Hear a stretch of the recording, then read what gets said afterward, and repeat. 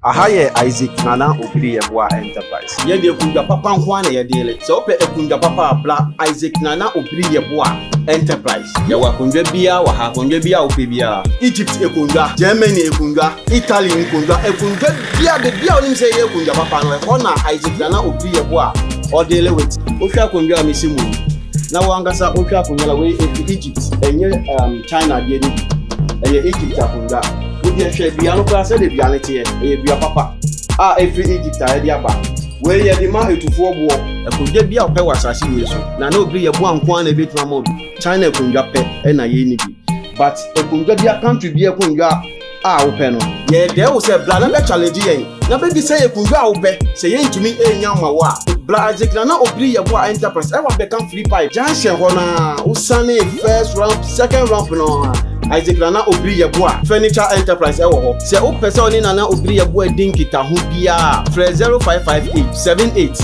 2268. Ana se 0277. Tie no mani yi 0277 469933. Ekunja bia o pe no. Isaac Nana Obiri Yeboah no ntunchia. Se o pe kunja we ene ne mpa seta. Normal no fre normal no Isaac Nana Obiri Yeboah be ma we kunja we ene ne mpa. Ekunja bia wa ha bia wo pe ene ne mpa seta. Nana Isaac Obiri Yeboah nko na ebetumi ama obi e wo Ghana ha.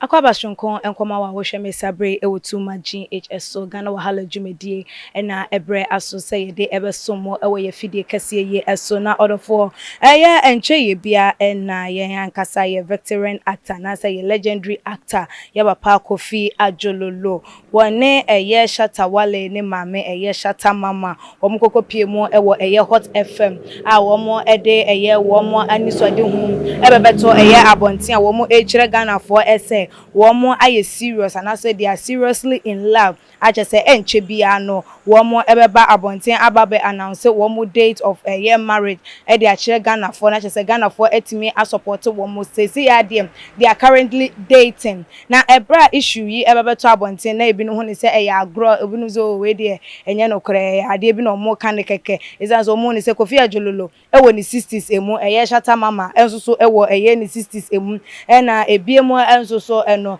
ye hwe se de Kofi Adjorlolo ye uni dibre city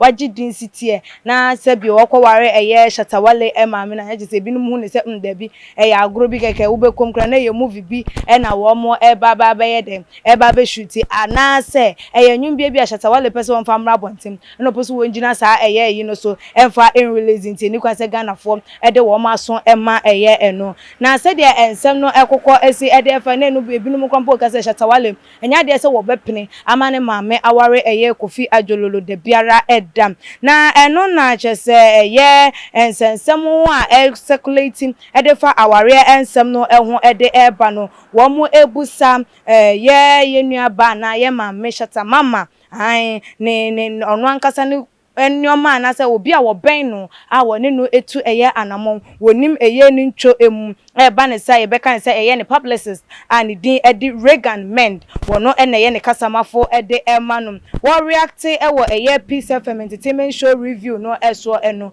e na wo kiremu ese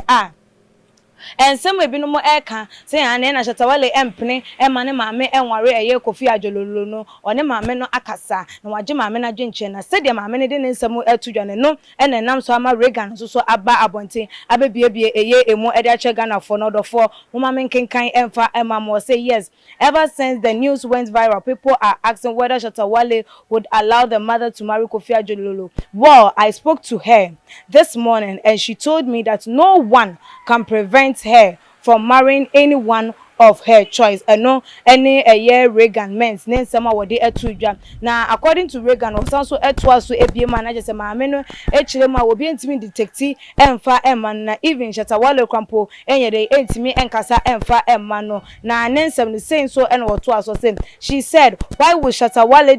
detect for me whom I have to marry. He can't prevent me from marrying Adjorlolo because Shatta Wale doesn't take care of me. He doesn't even know where I live. So why would he even intrude in my affairs? Now out of us said him a year Shata ne mame and then seven abetu Adjorlolo just say a year rumors are circulating a year abontain a year TTS just a year Kofi Adjorlolo one more baba ware and answer one more date and I just say enche one more announce a year one more marrying date no I baba beto a year abontain wa confirm say a no kore na a sa pepepe enso so na etie enya agodie bi enya for trend bi enya fame bi enya bibia enti na omutu sa anamon nemum odo ekone odo wo na nsu edo won so na ko wahinamu eno nti no na je se wanya ne nsu edo no na se eba na hinamu a won hwe emma obi ememeka nche ne se wo ye meba wo ye mi sei eno nti no mempene emma wonye den won ware susu enso anasa asumasi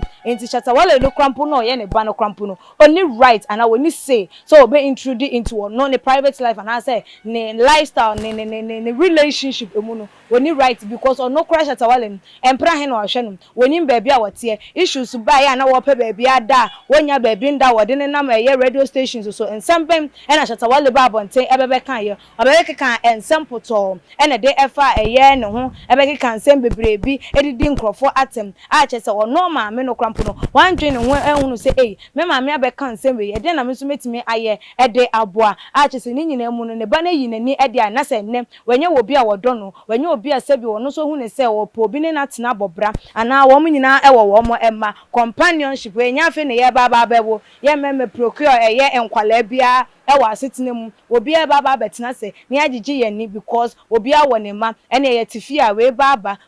ene wo hwa wo mpena ware no so na se wo ma no apo ba bia tena after all enye ona ato ede ema ni die enti ono do want na wo enhwe se obi endictate emfa ema no na dodo na enso ede wo ma no ato eye ensanu mu a wo mo eka se ende no kure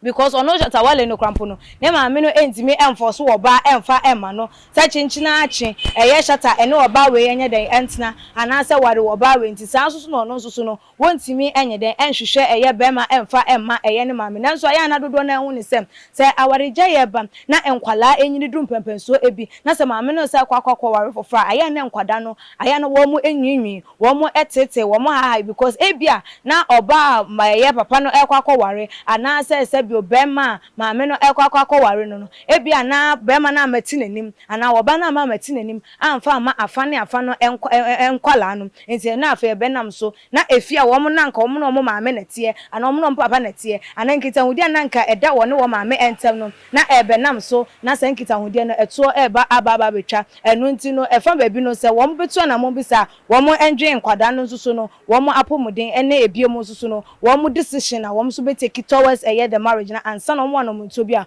wo mo eto other form wo so waje nchefa eye ma me Shatta mama the response to allegations ebi no mo e kan rumors circulate say ebi na Shatta Wale empne na wabeka sa ne sebio ne ba ne enhwe no ne ba ne nim baabi otinto wo ni kwan so obe introduce into na first no wore ne ya adwen ana wore no enye adwen waje nchwe no fa bra about your comment section like your videos na share on all the social media platform no eso media ene ekuya sikapa makram Ebusia wonim se abefunim de ena sesei ewoso wonim se wontimi bibia ewo wiase sesei abra wonfo abefunim de emfa nka ho wosan so enim se sesei no ebesonsum nsam so a abefunim de asan agbewre mu ana oso daye wonti ase wodaye so ache wodaye so entimi mbem enonchi ena ne me kanfo prophet Dr. Abennego ediama ono ena onyankopon enam ne so na ode abefu ewremu ewo sunsun semu a ode ji Onyankopon emma edi from how ene mamane ene omatiti mu erunti Onyankopon enam ne so edi a new spiritual science technology edi ababontia ye freno eye castoplanto technologies beba cha wo hwe prophet Dr. Abennego owo insam adwagiri castoplanto technologies casting out negativities and planting in positivities